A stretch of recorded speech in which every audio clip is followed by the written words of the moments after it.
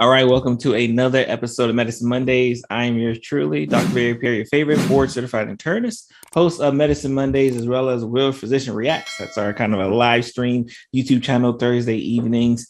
And I am here to bring you a special guest on on an important topic that obviously hits home to me, especially if you're looking at the title of the show. A lot of conversation I get, right, is again, especially we kind of talked a little bit before I press record. I got a lot of people who, again, like their traditional route of medicine, like the traditional route of treatment, and they're good to go. But you have others who they want to experience and know what are some other options that may not necessarily, rely on the typical approach, right? So I got an email, my email box. I said, oh, this would definitely be a great topic for the lunch learn community. First of all, let me, and again, for those who make it, all his links and information will be in the bio. So again, depending on where you're reading this, watching this, or listening to this, you will definitely get a chance to get all this information. But first of all, thank you Mr. Steiner. Thank you for joining the lunch learn community. And if you can kind of start off, say who's Mr. Steiner? Like what and why is your goal, and especially with the title of today's show, Natural Rays, right, to help your vision, right? Help your vision, right? Why has that been your thing? So my name's Jake Steiner. I used to have -5 diopter, high myopia. So I was wearing really thick glasses that started in my teens. And I was an investor and stock trader. Back then I was an analyst. So not a doctor at all. I'm not even remotely cool on that level.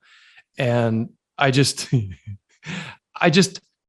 wearing super thick glasses. And in my 20s, I always went to the optometrist when I was a kid. So my parents took me to the optometrist. I got stronger and stronger glasses. I went from liking sports to just being kind of bullied and an introvert and reading a lot. Because when you're a little kid and you wear glasses, that's not the easy life. Yeah, I know I was a late comer to the glasses, family. I was a resident. And I just remember looking one day and I really couldn't see the board. And people asked me why I was squinting. I was like, oh, this is how I always read. I'm like, oh, you should probably go get checked out, right? And then I kind of joined the family. Now, did you have there are other people in your family with glasses, like especially at a young age to need glasses, or was that just kind of? I'm the only one, and okay. And I can explain the genetics connection also. Like it's all well known. It's kind of obscure, but if you read all the academia, like there's a ton of peer-reviewed clinical science on this topic, which is weird for me to say still to this day, because again, right, like I'm not in that profession, but I did all the research. So I started wearing glasses, and at some point that kind of stabilized at -4.75 or whatever, stayed there till I was in my 20s. And I got lucky. I made a bunch of money. I traveled a lot. And then one night I was looking for a taxi and I just couldn't read the little signs anymore at night that would tell me if the thing's available or not. So that sucked. I went to the optometrist, and that was the first time by myself as an adult. And I was like, all right, what's up? And they said, you need strong glasses. And that was the first time I asked a question, because it was just me, right? I was like, why? What's up? And they said, oh, we don't know. It's genetic. And I kind of have a problem with that. As my profession at the time was stock trader and analyst, I always ask why, right? Like, tell me more about what's the underlying cause? Like, why am I having this problem? You're the one treating it, share some insights. And they were just like, yeah, genetic. And our genetics globally, worldwide, didn't change in the last 50 years so dramatically to just make our eyes bad.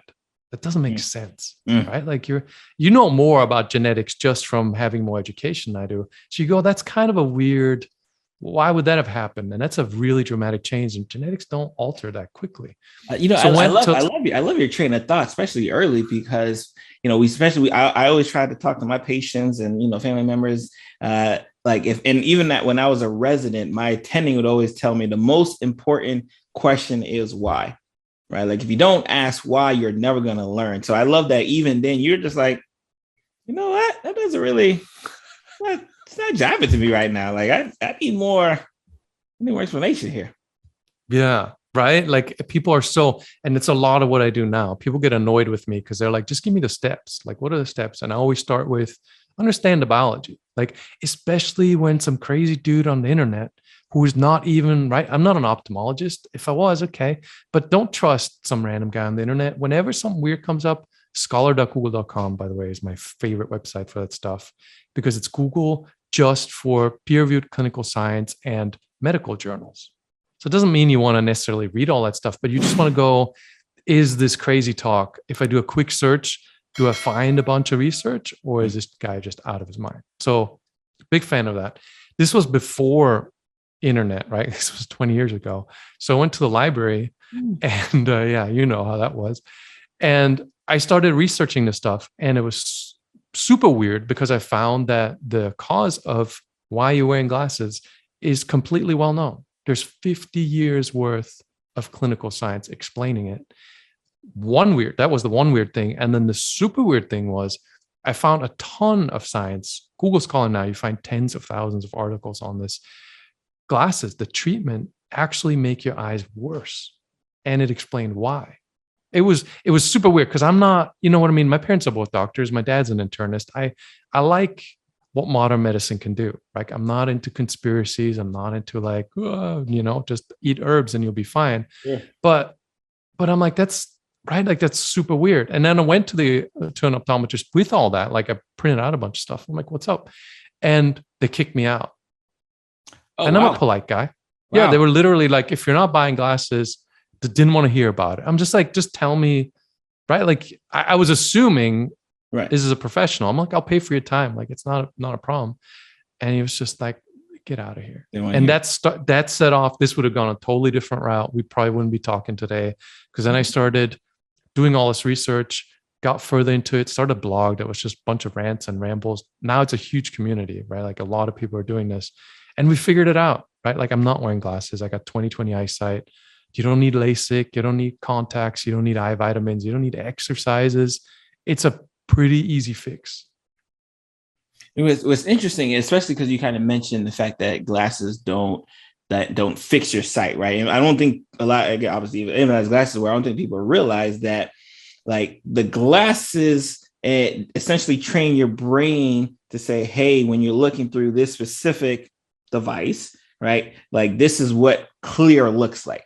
But the problem is, as we get older, if we get tired, we wake up, all it changes, which is why we constantly have to go to get checked every year because like it changes as we grow old, as we get more stressed and everything else. So I love that you hit on right on the head because again, these are questions that I love for my patients to ask, right? Like ask, like you should be asking, obviously we're talking about, myopia and everything, but like you should be asking about everything, right? Like, why is it the way it is and why does this specific medication work?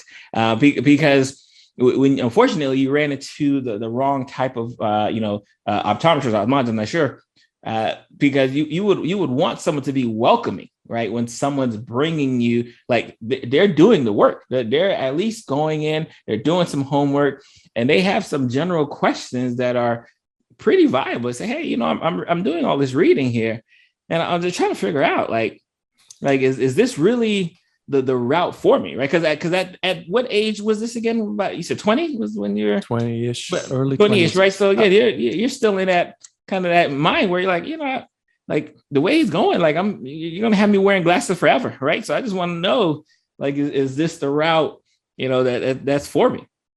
The problem is they have something called seat time. I learned all this stuff later. I do a lot of research, right? Because I'm an analyst, so do you buy a stock? Do you sell a stock? Do you get involved in this company? Do you not? So you want to know what's up. And so I started doing research on how that business works. Seat time is a thing. So how many minutes is the dude going to sit in the seat before you sell him glasses? And when I walked in there, I walked in the wrong place, right? Like it's a guy that works in there that's got a quota to meet. And he's like, this dude is not going to be 7 minutes that I'm given for this guy to be in there. And then the profit margin is 5,000% on average in glasses. These things cost $2 to $5. What you're wearing on your face right now, just the lenses without the frame, $2 to $5 wholesale to the optometrist. Like, right? Because you want to help people, but you also have bills. Like you got to pay for your life. huge margins. So you're sitting in there, right? And it's like half you're like, I signed up to do stuff, help people. I was excited about it when I was young, right? Like I went to school, but now I'm like hundreds of dollars I'm charging for this thing. Right. Hundreds of dollars. Cost me $2. If you Google LA Times lens crafters, there is some executives from lens crafters that left that told the whole story. It's $100 billion industry that just sells you glasses, and they know next year you're going to be back for stronger ones, because once you wear them, you need stronger ones. So they're just like, they're making a ton of money. I love it. And I was going to say, because on your website, you have the headline that says, nearsightedness is not an illness, but $100 billion business. And again, like that's again, that hits me, right? Because obviously I'm in the business, right? So I'm as not only a practitioner, physician, but I've been on the other side. I've been a patient, right, in various instances, right? So like being able, and as a physician, you can't be the best physician you can be if you really can't put yourself in your patient shoes, right? So again, I just love that, again, you're able to kind of analyze and say, you know what, something's not right here. And instead of me just saying, oh, this is cockamamie stuff, like, no, I'm going to do the work. And then I'm going to show you, like I did the work. I'm showing you, I'm getting it from credible sources, and please kind of help guide me. Right. Because clearly right now, it seems like in your 20s, you're on this journey, right? You're like, you know what? Like I've been dealing with this since I was little. It's not like it was a fun time for me while I was dealing with this. And I'm trying to think of something else, right? I'm trying to go in this direction here. So what happens, right, after you get this encounter and you're kicked out and they're like, get out of here, right? And then you start blogging, which it can, I remember I started blogging in 07, right? 06, 07. And it was, especially as I was a medical student at the time, and it was so taboo, right? Because they're like, oh my God, a doctor blogging? Like, because of course, right now, social media is great. Everyone loves social media, but like back then, you just couldn't do those things. So what was your journey like, especially when you started just kind of typing away? Dude, how much easier was life before we had to figure out all this video stuff and podcasts and all of this? You just write something, you sit in your underwear and just type something up and be fine. Now it's like, do I look right? How's the light? Right, SEO, oh yeah. That sucks. So it was nothing for a long time, but I loved doing it. It was like I'd have a coffee in the morning and I'd write horrible stuff, still online, by the way, mostly just rants and just terrible things that were hilarious to me, but not meant for an audience. They were just like a way to get it out. Because I'm like, as I was researching more and more, do you want the story of what actually causes myopia for context? Because I think that'll get people a little more definitely like upset and excited, like what actually goes on. So the reason you first need a glasses eyeball, and this is easy to explain to you, right? Because you're in the general field. Eyeball, fluid-filled ball, right? Lens in the front, retina that receives the light in the back. Lens does all the focusing, like a camera lens focuses a light on the retina in the back. Circular muscle called the ciliary that bulges that lens. The closer you are looking at something, the tighter that muscle gets.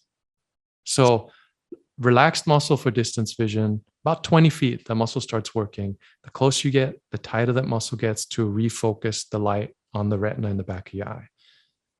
Once you start looking at that, you go, huh, that's interesting.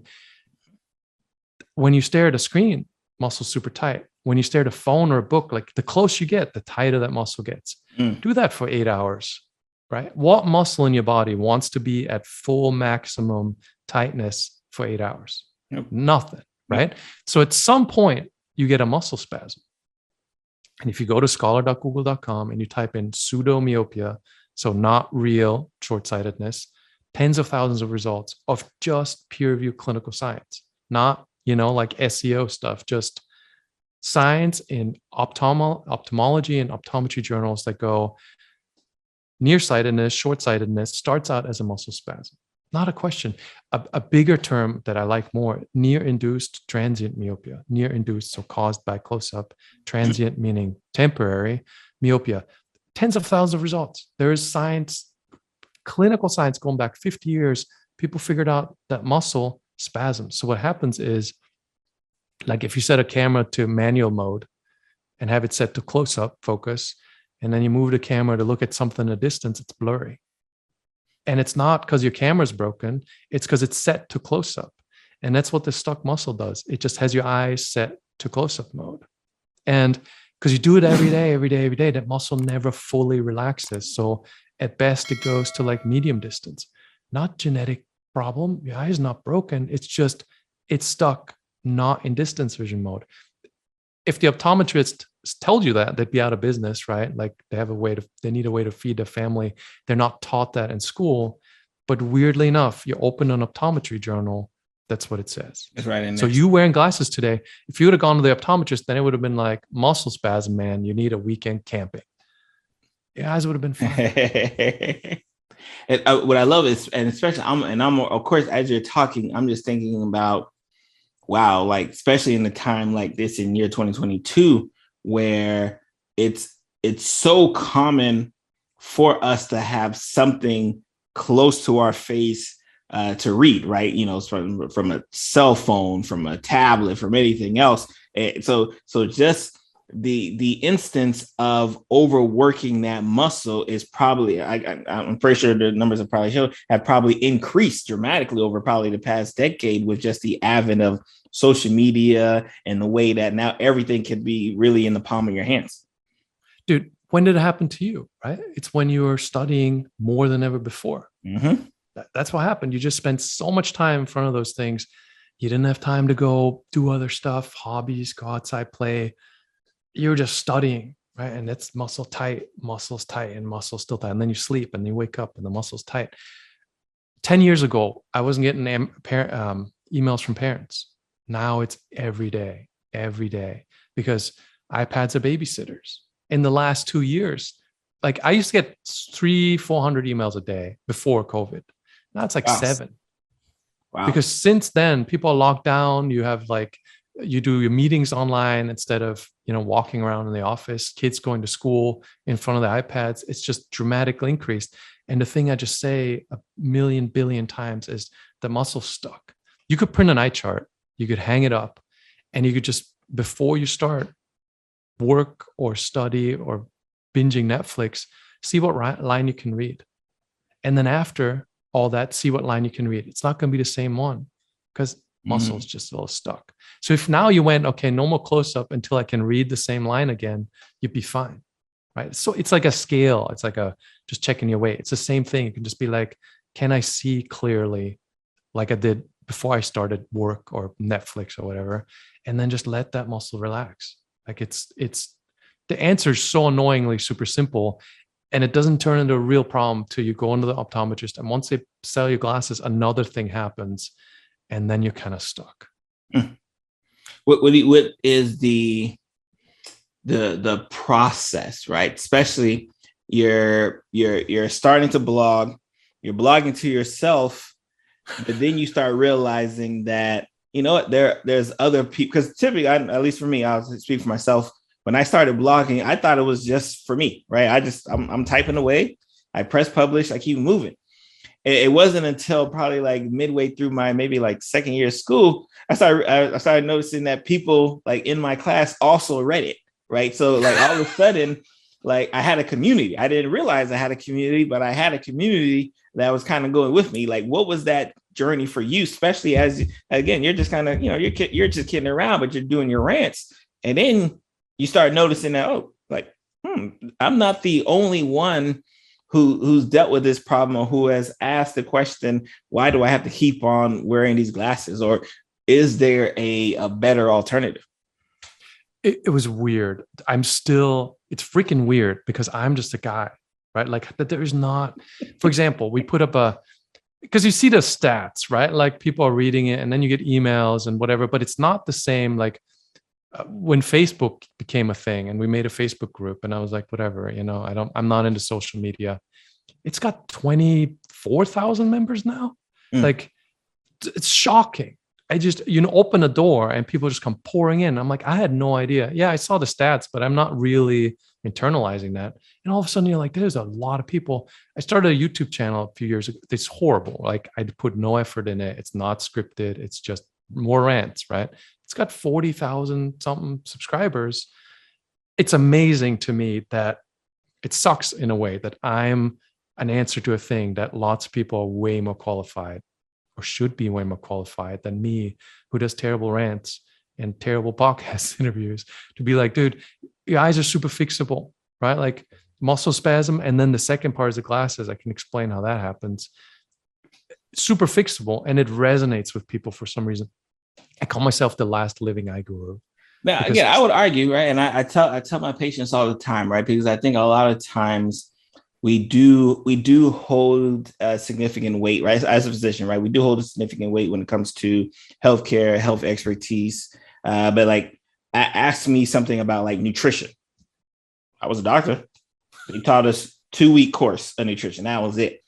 So I think the general public would be surprised that of the blinders that some people, like especially in our profession or even optometry, like may have like to topics that they think is like right in the ballpark. So again, I wouldn't take credit away from yourself as being a de facto expert, right? Because again, if you're the one doing the reading, right, you're again, it's not like you got foundational stuff that you're leaning on, right? And people are coming to you and you're able to help them in any type of way, right? Again, it's no one says you have to be the smartest person in the world, right? You just have to be smarter than the next person.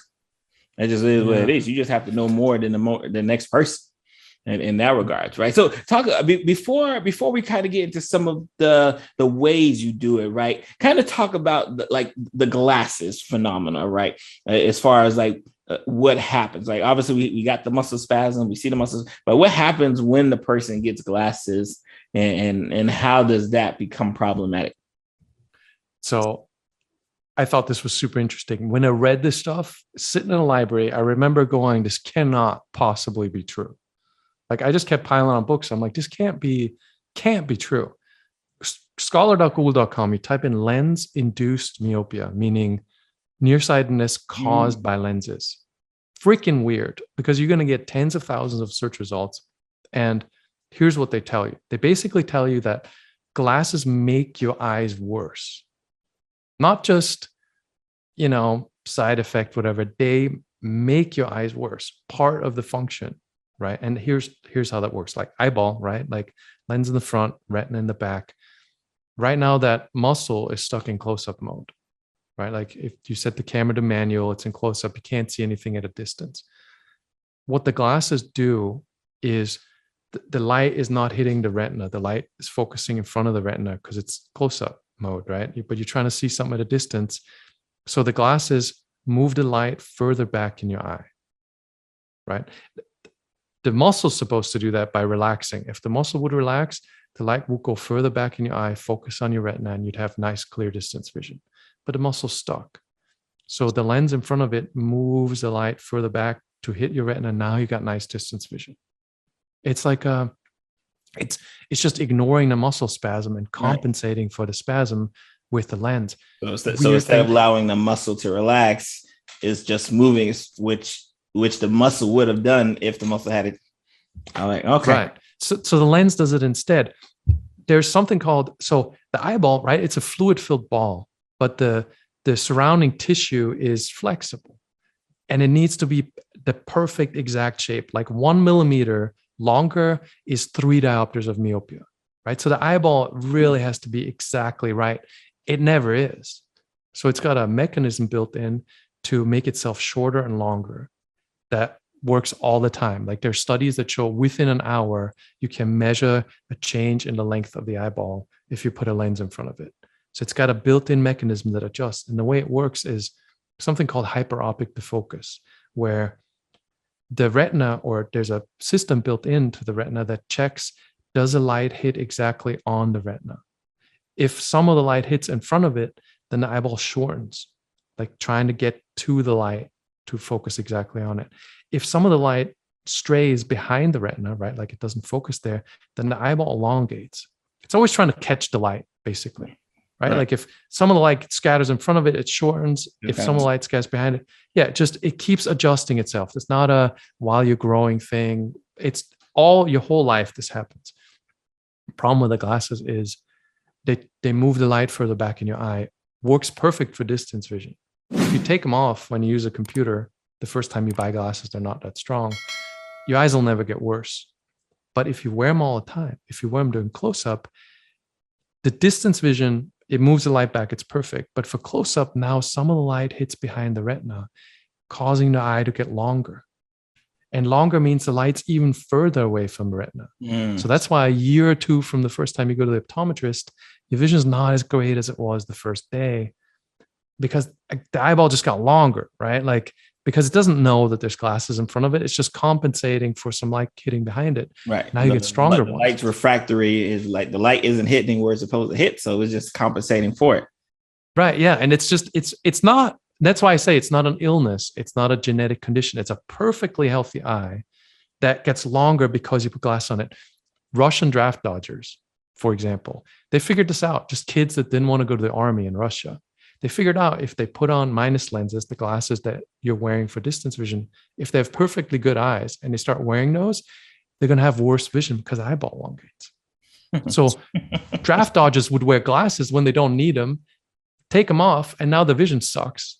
They don't have to go to the army. They don't have, right? Wow. Yeah. So this is not just a fluke. This is a thing, man. Like if you got perfect vision today and you don't want it, start wearing glasses. It'll mess up your eye. It'll do the job. It'll do the job. It'll elongate the eye, right? And again, this is in clinical science. They did these studies on freaking fish. I don't know how they put lenses in front of fish, but they did it on fish. They did it on birds. They did it on monkeys. They did it on humans. Same thing happens. You put a minus lens in front of the eye, whoop, the eye gets longer. And every year or two, you can go back to the optometrist. You shouldn't, you don't have to, but you can. And they're going to be like, yeah, we got a little bit stronger, 5,000% profit margin. You see perfectly clearly again for a year or two. And that keeps going till either it just stabilizes somewhere. Some people have a genetic marker, like some Asian populations, especially, that makes that elongation mechanism more responsive. So that eye will get a lot longer. So in Hong Kong and Singapore, school-age kids, 90% of them need glasses now. Interesting. Right. Like it's, wow. Yeah, okay. Big money. Interesting. All right. So you get to this point, right, where essentially you're fed up, right? You're fed up. You're doing your reading, you're researching, and you're like, all right, like I need to get these glasses off me, right? Because obviously, again, you still got the glasses, right? You're still -5, right? You still got them. What were some of the steps that you started to partake in to ditch the glasses, right? Like, what was that process for you? How long did that process last for you? So that sucked. That was not any fun. First of all, like the reason I started this really is I couldn't see the taxi, but the stronger your glasses are, the smaller your eyes look behind them, right? Because that's how glasses work. It's the compromise, right? Like stuff gets small. So -5, I had these beady little piggy eyes. I was a single dude, right? Like just, it looked stupid. Like if you wear super strong glasses and you look in the mirror, you're just like, this is not a good look. Because your eyes are like literally these little things behind there. And right. Man, that's not cool. So when the guy said stronger glasses, I'm like, I'm not doing that. You're like, no. You're like, oh, what happened? I want to see the taxi, yes, but I'm not going to look even more like a dumbass, just, squinting at people. So I figured all this out. And then I was pretty pissed because I'm like, they're lying, right? First I was like, well, weird.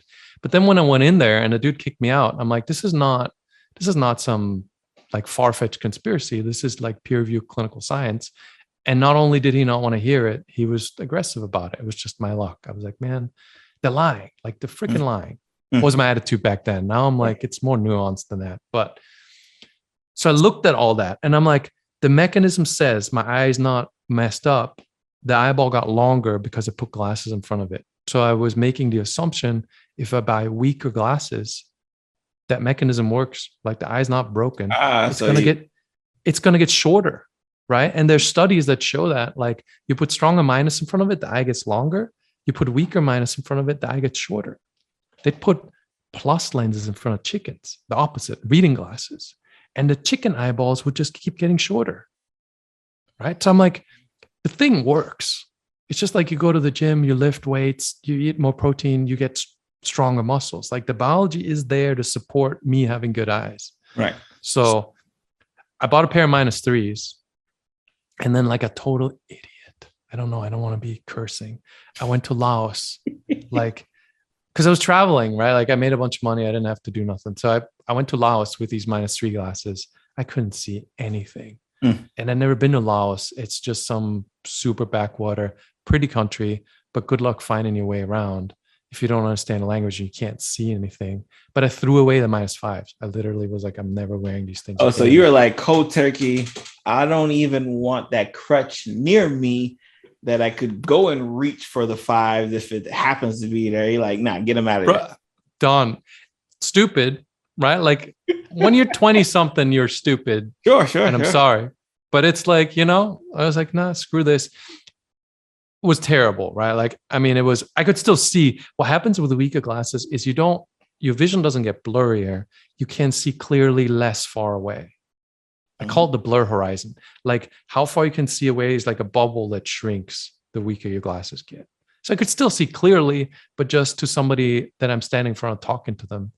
But a street sign across the street, that was out. You know what I mean? So I was like this.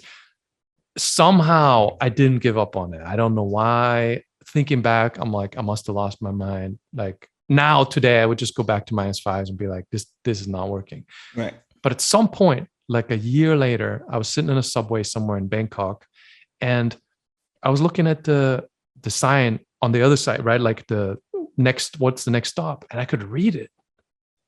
And it was like, that was the first moment where I was like, because I wasn't doing a good job. I wasn't measuring. I wasn't following it. I was in this period of just screw it. I'm not going back to the stronger glasses. At least I'll look better, right? I could read the next stop. And it was like, it was a total revelation. And man, this was like 15 years ago. And I still remember that moment going, holy crap. Right. Like whoa, I can read this thing. Especially because it probably didn't even register at first. Like, oh. No. Because you don't, because vision improves super slowly. And unless you're measuring, which now I have this whole system where how you keep track of that stuff, but I didn't. So from -5 to -3 is a big gap. And I could never read stuff in a subway, and I didn't even try anymore. It was just like, I can't, I could read it. I was like, crap, holy crap. And then I walked out of the subway, and from there, I was just like walking around everywhere going, I can read this, I can read that, I can read this. And that was the moment where I was like, this freaking thing really works.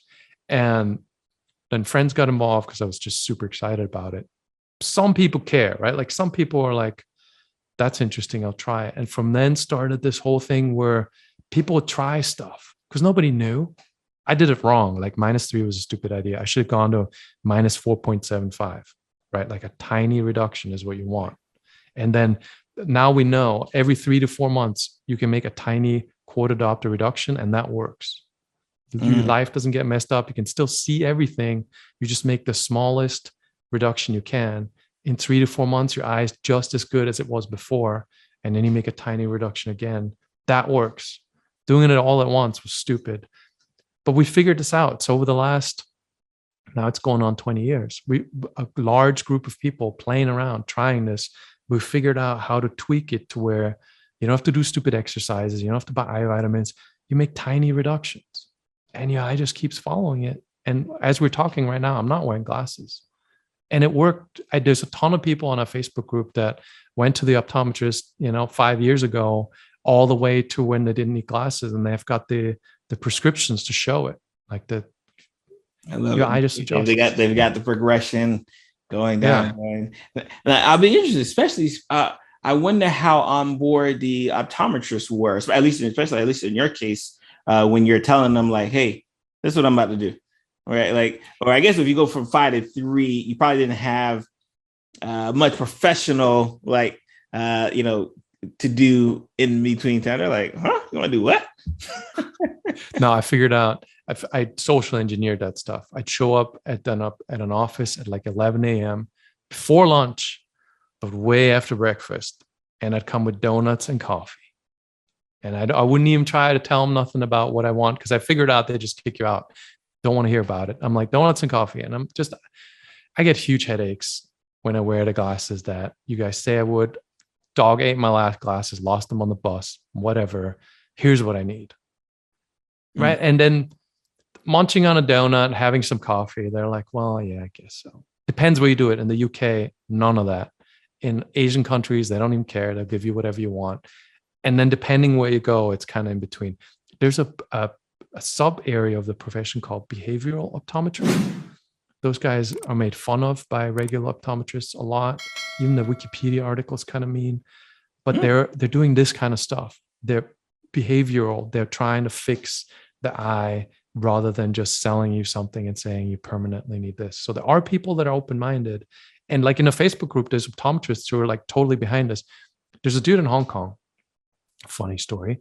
He's an optometrist. He figured this out by himself, right? Because I'm not the first guy to read an optometry journal. Like he read the same stuff, but he's an actual optometrist. And he's like, well, shit. And so he figured out the same thing I figured out by himself. And he started advertising to parents, I can fix your kid's eyes, right? No worries. And he got a huge amount of business. Dude is still practicing today. Like you can go see him in Hong Kong. What happened is somebody got jealous, right? Because he got a lot of business out of this, reported him to the board.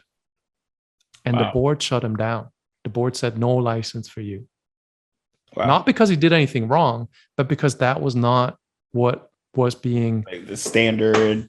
Right, exactly. They were like, this is not a thing that we do, right? Like this is not in the book. You can't do this. License is gone. And they finally made a deal with him where they said, you can keep your license as long as you never talk about this again. Even though he brought all the studies, all the research, all the progress from his own, patients. I don't like to call them patients because they're not sick, but he brought all that stuff. He's like, I got proof of everything. And they were like, yeah, if you still want to practice, you will not mention this again. Rough.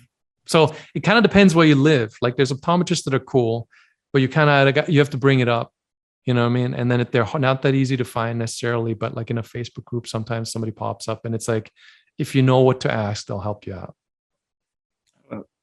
So I always ask, especially for my entrepreneurs, or just, and I'm not sure if you consider yourself an entrepreneur, but just someone who says, I just want to help people, right? And I've kind of figured out a way to help people. What is the overarching goal, right? Like in 5 years, 10 years, like where do you want to say, like, all right, like I think I was successful in doing what I wanted to do? Like what does that look like for you? Dude, I want a statue in a park, like in a city park with like fountains and a beard like your beard. Like I don't have that beard, but if I had a beard, I'd want the statue to have that beard. Right. So when I'm dead, people look back and be like, that dude had an awesome beard and he figured this out. If not a statue, I just want, it's like, McDonald's is bad for you. Right. Like you go eat there, that's your own call, but it's not good for you. I would love for the same thing to be true with glasses. Like, sugar is bad for you.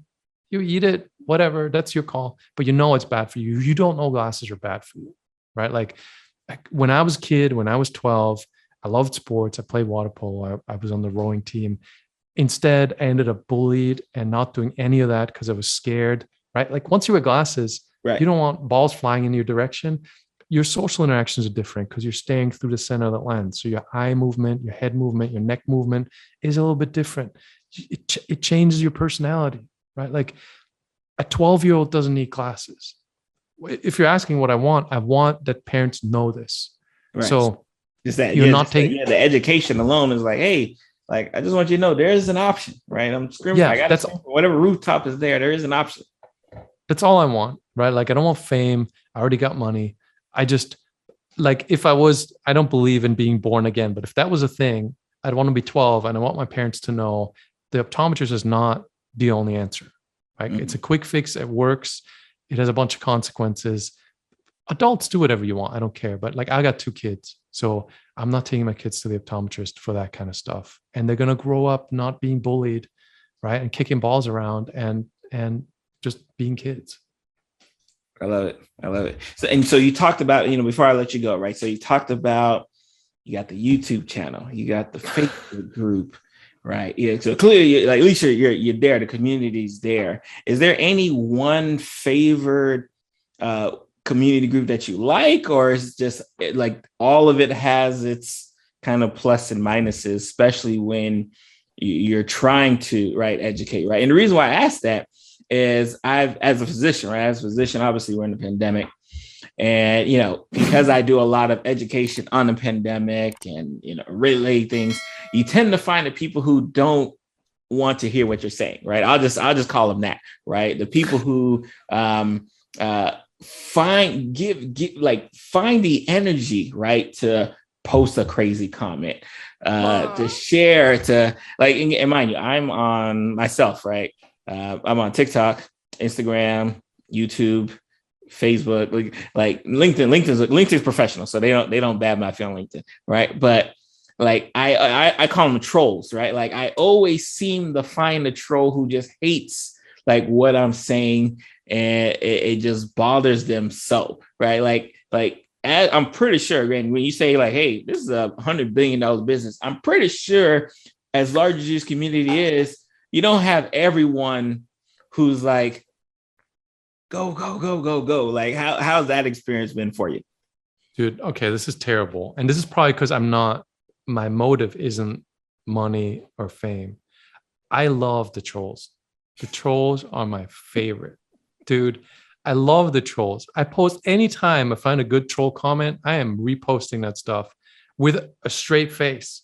There's a super good one like last week that I found. I don't know when the person posted a review. They said, this only improves your eyesight, not your myopia, 1 star.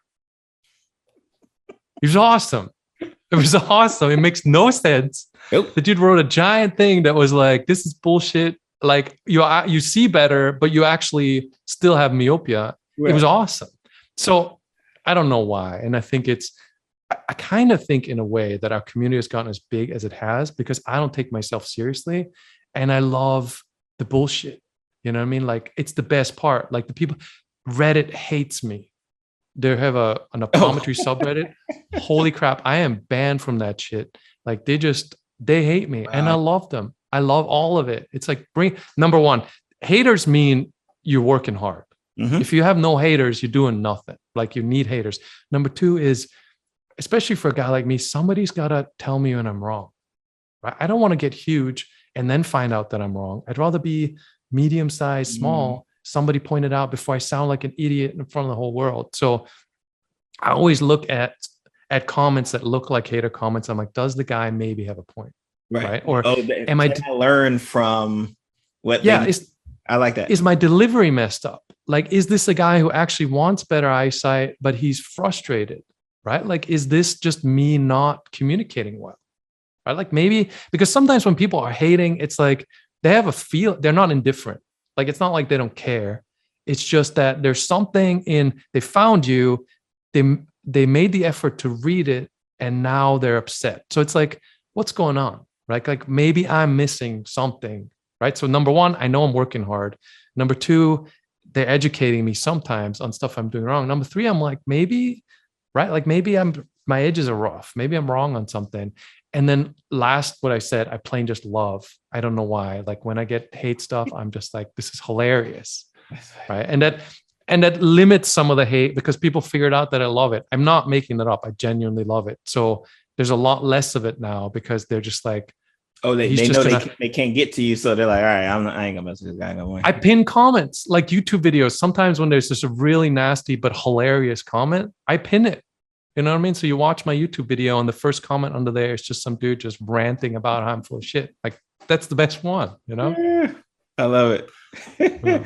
So before we let you go, where can people find you to learn more information, right? To kind of start the process. Maybe they're tired of the glasses, or they're just tired of the thought of having poor vision for the rest of their life, right? Like where can people find you? Remember, Lunch and Learn Community. Every link he says will be in the show notes, will be in the podcast description as well. Endmyopia.org. This is the website, and from there you can find a Facebook group and a YouTube channel. We've got a forum. Forum's like 4 times as big as our Facebook group. Forum's huge, and it's not censored, and there isn't any other Facebook BS on it, so you can say whatever you want. I think the community is the real value, right? Because I'm just like, we found out, like, who knows what I know, but super interesting that a lot of people are doing this. And I recommend it just because you don't want to pay $200-300 for your next pair of glasses and wear those things forever. And if you're a parent, your kids are going to be bullied and it's going to suck. Like, don't get your kids in glasses. And if you go over there, just realize that I'm this dude. Like, I joke a lot and I make terrible rants. So you kind of got to look past that to find good answers. I love it. Again, thank you so much for taking your time out, really to educate the Lunch and Learn community on a topic that I know, again, not everyone wears glasses or has issues with vision, but the ones that do, right? Like, again, you kind of said it earlier. These things are expensive, right? Like, so they want options, right? They want a better outlook at a different way, right? So again, I appreciate you joining, taking your time out to come speak to us. And again, I wish you all the continued success, right? And I hope more and more haters hand your way, right, to give you the content that you need. Thanks, man. Appreciate it.